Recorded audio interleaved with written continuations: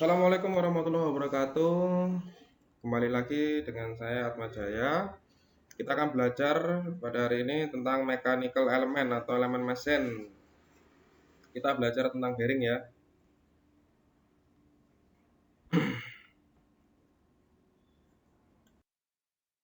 Ya, secara sederhananya, pendahuluannya apa sih itu bearing? Bantalan luncur atau biasa dikenal oleh orang-orang itu laker ya. Laker. Laker berasal dari bahasa Belanda yang berarti itu bearing. Secara umum, bearing itu adalah elemen pendukung sebuah mesin atau benda yang berevolusi terhadap sebuah poros. Dalam dunia keteknikan, komponen yang memungkinkan antara kedua bagian part mesin dapat bergerak dan terhubung. Nah, kerangka badanmu itu merupakan struktur pusat yang menopang tubuhmu dan tubuhnya sebagai komponen. Jadi secara anatomi tubuh kita juga punya bearing ya, di mana pada kakimu yang berotasi ke kiri dan ke kanan ada sendi, sendi itu sebagai bearingnya, dan axis pronation di mana kakimu itu dapat bergerak ke kiri dan ke kanannya. Telapak kakimu itu bisa kamu goyangkan ke kiri dan ke kanan. Itu.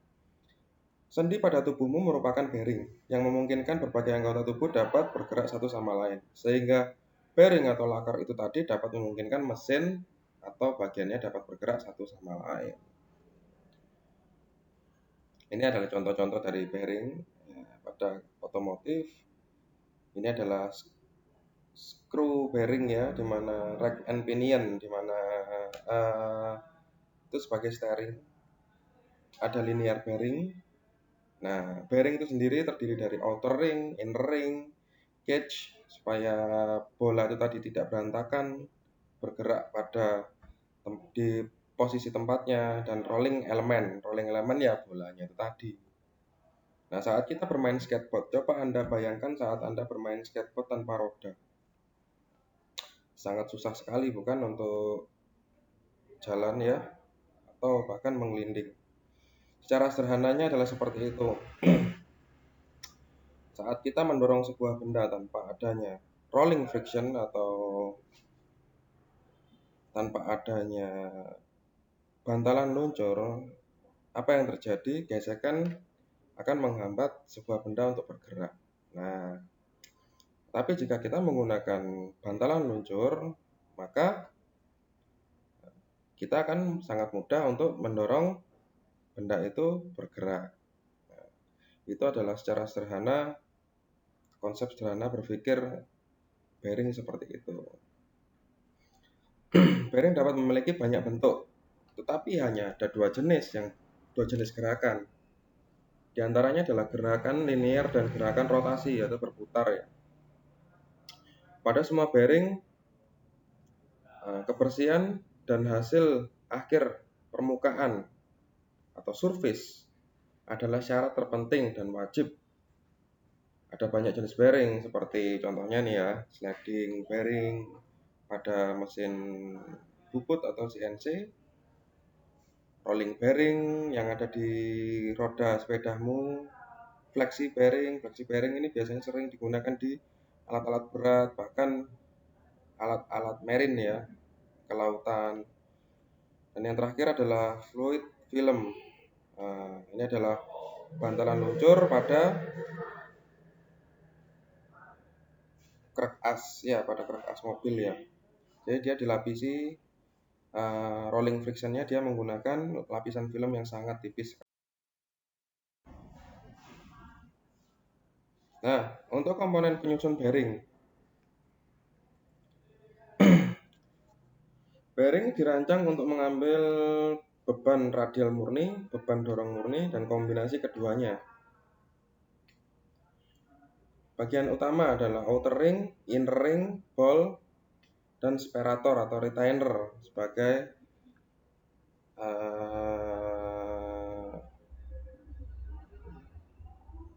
sebagai penjaga bola itu supaya tidak bergerak ke sana kemari ya. Yang ketiga adalah pemilihan jenis bearing.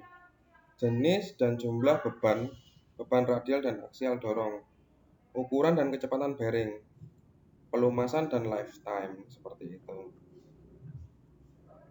Sini ada lebar dari bearing itu sendiri, corner radiusnya, shoulders, inner race, ball bearing, sperator, outer race, ada face-nya. Nah, ini inner diameter, outer diameter. Yang paling penting adalah outer dan inner diameter. Di mana inner diameter adalah tempat poros itu bisa terhubung. Outer diameter di mana dia adalah ukuran pada bearing itu sendiri akan ditempatkan di mana ya. Itu harus benar-benar menjadi patokan saat kamu akan memilih jenis bearing apa. Oke, perakitan pada bearing. Gimana sih caranya merakit bearing itu sendiri? Tahap-tahapannya adalah cincin bagian dalam dimasukkan ke dalam cincin bagian luar ya. Bagian dalam dimasukkan ke bagian yang dalam. Lalu yang kedua, bola itu dimasukkan, disisipkan di ruang yang tersisa. Lalu yang ketiga adalah cincin dalam diposisikan kembali pada posisi center, tetapi bolanya masih berantakan kan, kayak gitu. Lalu yang keempat adalah bola didistribusikan dengan jarak yang sama dengan cincin berada tepat di tengah, disenterkan lagi ya, lalu dibagi didistribusikan. Lalu yang kelima adalah retainer dipasang sebagai pengaman bola. Retainer itu tadi kalau nggak dipasang ya bolanya tetap akan berantakan kayak gitu ya. Lalu yang keenam adalah pemberian pelumas. Dilanjutkan pemasangan seal pelindung bearing, biasanya berupa karet, logam atau plastik ya. Terakhir adalah pengendalian mutu produk bearing itu sendiri. Jumlah dan ukuran bola menentukan beban bearing. Nah, kalau lebih banyak jumlah bolanya, otomatis bolanya itu kecil, sehingga beban lebih tinggi. Kecepatannya pun menjadi rendah, seperti itu. Nah, lebih sedikit bola, maka bolanya itu besar-besar, lebih besar ya. Beban lebih rendah, kecepatannya itu bisa lebih tinggi. Contoh nih bearing-bearing racing, kamu lihat yang dia menggunakan bahan keramik ya, itu bola bearingnya besar-besar. Karena apa? Untuk kecepatan tinggi. Yang pernah main motor, main race dan lain sebagainya, kalau kalian kenal dengan bearing racing pasti bolanya lebih besar-besar seperti itu. Nah, jenis bearing gliding. Bearing gliding itu sendiri ada bola, roll, needle atau jarum, roll lancip atau bulat, atau ada yang berbentuk seperti barrel ya. Bearing jenis roll mampu menahan beban lebih besar ya. Jadi bearing roll yang bentuknya roll itu mampu menahan beban yang lebih besar daripada bearing bola, seperti itu.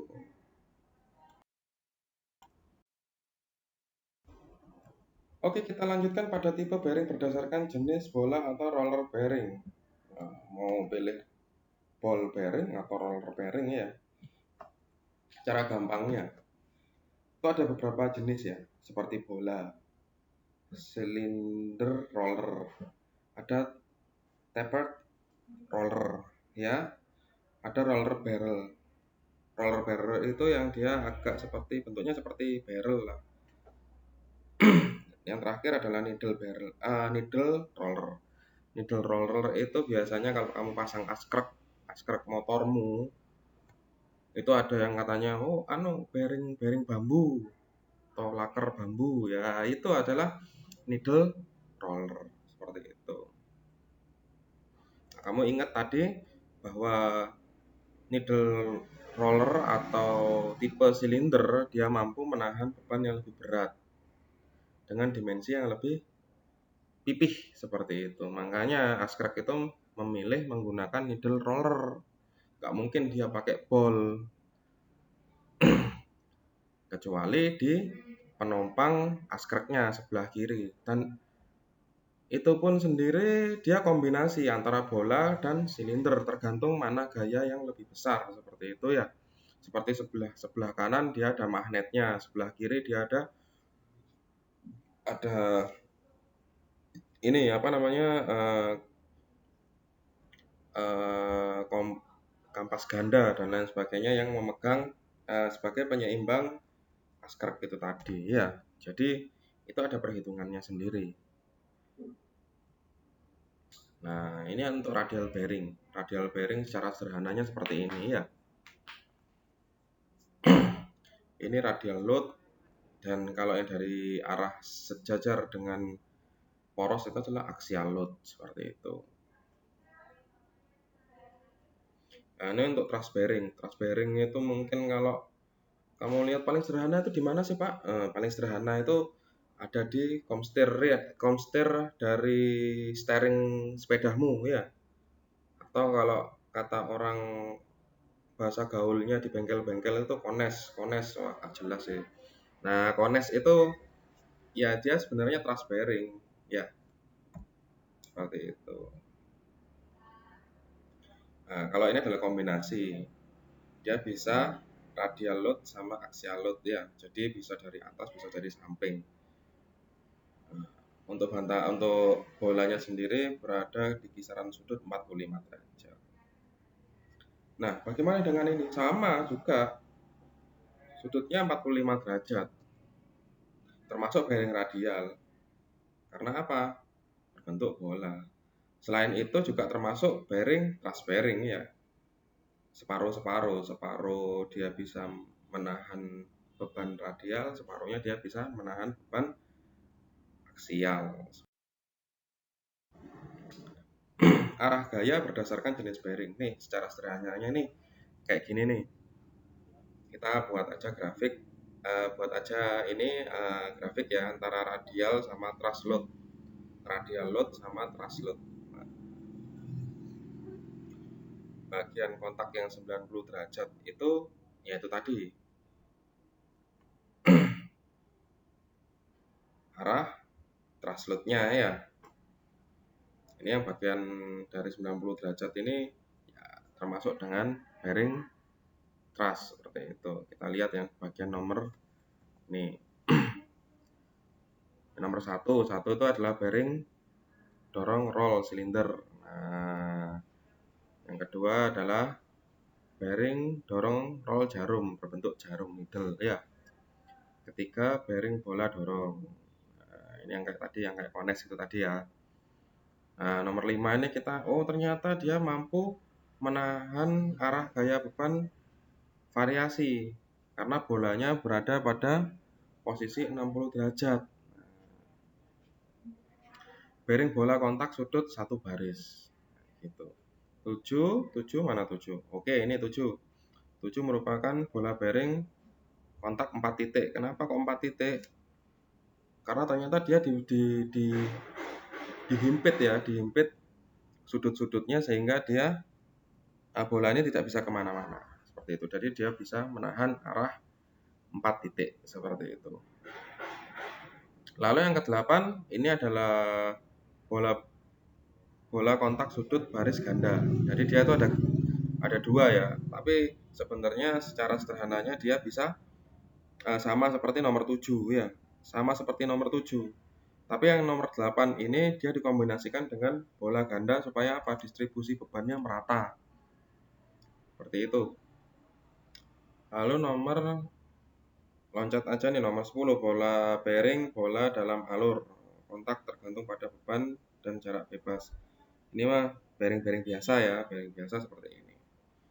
Langsung ke nomor 13 nih.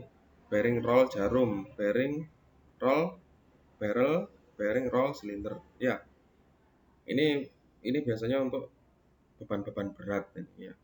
Entah itu beban yang kontinu atau beban hentakan sesaat seperti itu. Seperti kruk asmo itu kan mendapatkan beban hentakan saat arah pembakaran seperti itu kan, dia terhentak kan seperti itu. Berkaitan dengan lifetime nih. kontak tekanan yang terjadi pada cincin dalam, elemen gelinding, dan cincin luar selama bearing itu beroperasi. Jika bearing bersih dan terlumasi dengan benar, serta disegel untuk menghindari kotoran serta beroperasi pada suhu normal, maka kelelahan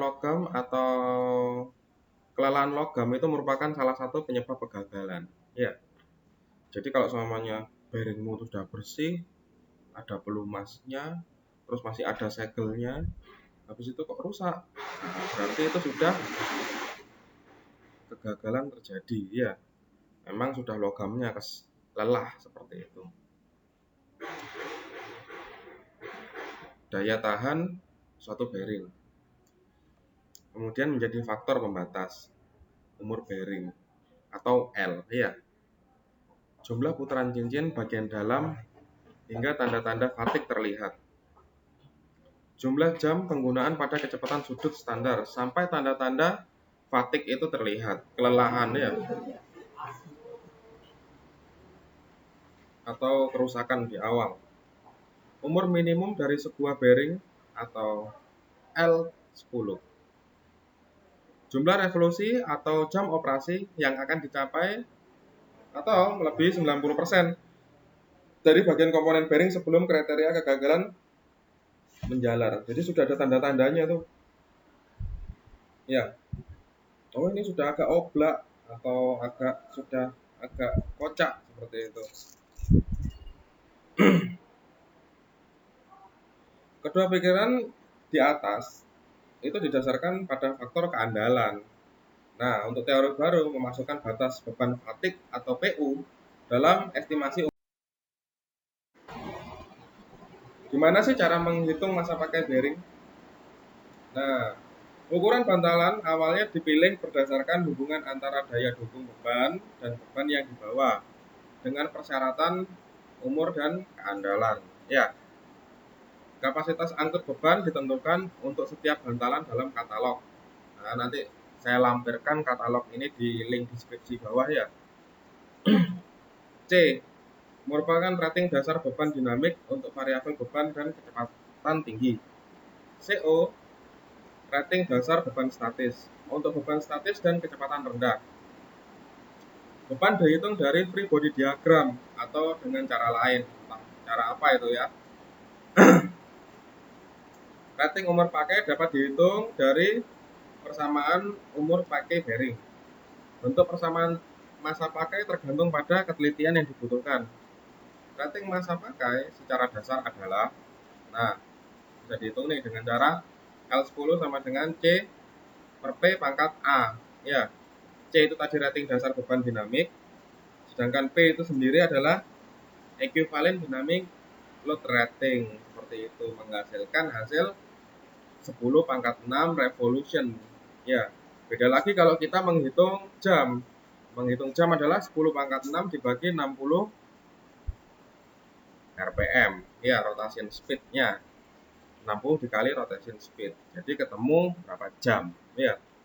Sedangkan kalau untuk jarak, nah itu Pi D dibagi oleh 1000 dikali L10. Hasilnya adalah 10 pangkat 6 km. Ya, satuannya seperti itu. Nah, untuk ball bearing nilai A-nya adalah 3, sedangkan untuk roller itu 3,33. Nah, masa pakai bantalan dapat disesuaikan. Jika bantalan tidak beroperasi dalam kondisi ideal, maka umur rating dasar harus disesuaikan. Nah, L adjust sama dengan AT kali AR kali AOC dikali L10 menghasilkan 10 pangkat 6 revolution. Ini kita lihat nih AT temperatur, ya.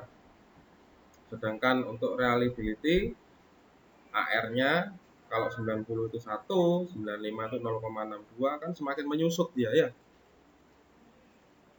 Sedangkan untuk temperatur juga sama. Semakin tinggi temperatur operasinya, maka dia akan semakin turun, ya. Nah, untuk koefisien AOC-nya mewakili cara pelumasan dan pencegahan debu dengan nilai variasi antara 0,2 hingga 2,20. Ya, bagaimana cara melumasinya? Itu yang AOC. Mau pakai seal atau apa, terserah. Cara melumasinya itu variasi harganya antara 0,2 sampai 2,20. Nilai bergantung pada relatif viskositas pelumas. Nilai yang lebih tinggi dimungkinkan untuk pelumas dan pendinginan khusus. Kalau ada sistem pendinginannya, mungkin nilainya akan lebih tinggi. Seperti itu. Ini adalah ekuivalen dari dinamik bearing load. Ya, secara sederhana aja.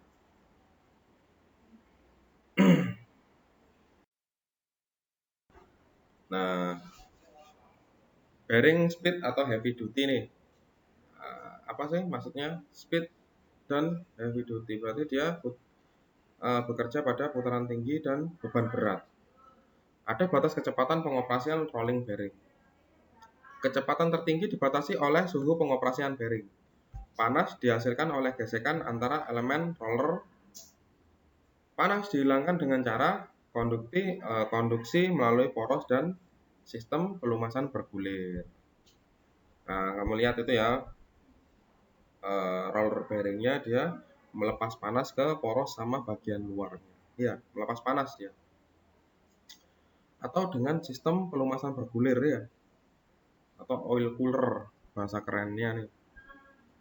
Jadi pelumas itu tadi kita lihat ya, dari penampungan dipompa ke atas, didinginkan, suhunya 60 derajat dimasukkan lagi ke sistem bearing. Sistem bearing tadi itu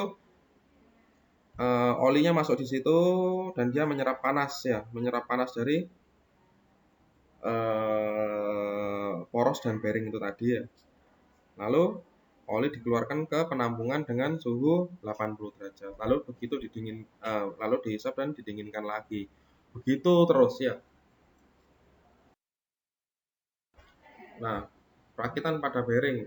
Nah, ini ada tabelnya nih ya.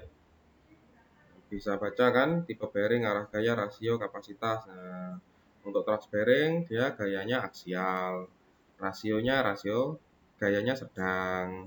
Kapasitas pada kondisi tidak sejajar kecil. Jadi ini bisa kita lihat nih secara sederhana kayak gini ya. Nah, penggunaan bearing berdasarkan kegunaan atau masa pakai. Satuannya jam. Sistem rumah bearing yang digunakan berselang antara 300 sampai 3000 jam. Hand tool, alat kontraksi, periode pendek tapi berat ya. Berkisar antara 3000 sampai 8000 jam. Lift crane bekerja berat dengan waktu pendek, dia ada hentaan di waktu-waktu pendek. Ya. Dia menggunakan bearing yang masa pakainya adalah 8000 sampai 12000 jam. Begitu seterusnya. Bahkan untuk penggunaan mesin yang kontinu, dia berputar terus seperti pembangkit listrik tenaga diesel (PLTD). Pasti bearingnya itu berkisar antara 40.000 sampai 50.000 jam gitu. Nggak mungkin dia menggunakan merencanakan bearing yang digunakan berselang. Kan nggak mungkin namanya PLTD dia setiap 300 jam sekali overhaul. Kan ya capek kayak gitu ya, yang maintenance ya. Contoh kasus, kita lihat gambar pada sebelah kiri ya. Oke, pilih bearing yang sesuai dan tentukan rating umur pakai bearing untuk menjalankan mekanisme yang ditujukan pada gambar. Poros tersebut memiliki panjang 450 mm dan ditopang oleh bearing deep groove di titik 0 atau titik O, serta roller bearing di titik C. Jadi ada dua bearing yang berbeda ya. Asumsikan diameter poros minimal adalah 20 mm. Transmisi V-belt dipasang pada poros yang memberikan kontribusi beban radial F1 sebesar 8 kN ke poros dan roda gigi yang memberikan beban radial F2 sebesar 3 kN. Kedua beban tersebut pada bearing pada bidang yang sama dan memiliki arah yang sama. Umur bantalan minimum yang dibutuhkan adalah sekitar 2000 jam dengan keandalan 90%. Poros berputar secara konstan pada N 1000 rpm. Oke, kita solusinya seperti ini. Ya, dari rumus L10H, kita langsung pada bearing deep groove 6000 dikali akar pangkat 3 60 dikali 1000 dibagi 10 pangkat 6 dikali 2000. 2000 itu jamnya ya, menghasilkan nilai sebesar 29,59 Newton. Nah, sedangkan untuk roll bearingnya 5000 dikali akar pangkat 33, 3,33, 60 dikali 1000 per 10 pangkat 6 dikali 2000 jam, menghasilkan nilai sebesar 21,025 Newton. Pilihan bearing pada katalog. Pilihlah bearing pada katalog ya. Untuk jenis deep groove ball, bearing dengan ukuran 6404 dengan dimensi 20 kali 72 kali 19 mili. Dengan nilai C-nya itu 30,700 Newton, seperti itu. Jadi nilai dari CO si ball bearing tadi itu kan sebesar 29,595 Newton. Kita pilih yang C, bearing 6404 dengan nilai C 30,700 Newton. Kita gunakan yang hampir sama ya, jangan terlalu over design. Pak, boleh nggak kalau saya pilih? Ya boleh, mau pilih yang lebih besar nggak masalah, tapi kan ya over design itu nggak baik, seperti itu. Jadi nanti porosnya terlalu nggak proporsional kayak gitu. Pilihlah bearing pada katalog untuk jenis yang cylinder roller dengan kode NU 204 dengan dimensi 20 kali 47 kali 14 ya. Diameter 20 itu kan tadi kan ininya apa namanya? Poros minimum ya. Dengan nilai C-nya 25,100 Newton. Ya. Nah, kita lihat tadi kan yang perhitungan kita tadi menghasilkan 20,025. Kita pakainya yang 25,100 paling mendekati ya. Di bawahnya itu selisihnya jauh sekali atau di atasnya itu terlalu jauh sekali kayak gitu. Jadi kita gunakan yang 25,100 Newton gitu. Nah, dimensi tadi itu juga berkaitan dengan C, ya nilai C pada bearing di katalog. Oke, ini contoh kasusnya, kalian belajar dari sini. Siapa tahu nanti keluar di UAS seperti itu. Oke, cukup sekian mata kuliah elemen mesin tentang materi bearing. Saya akhiri. Wassalamualaikum warahmatullahi wabarakatuh.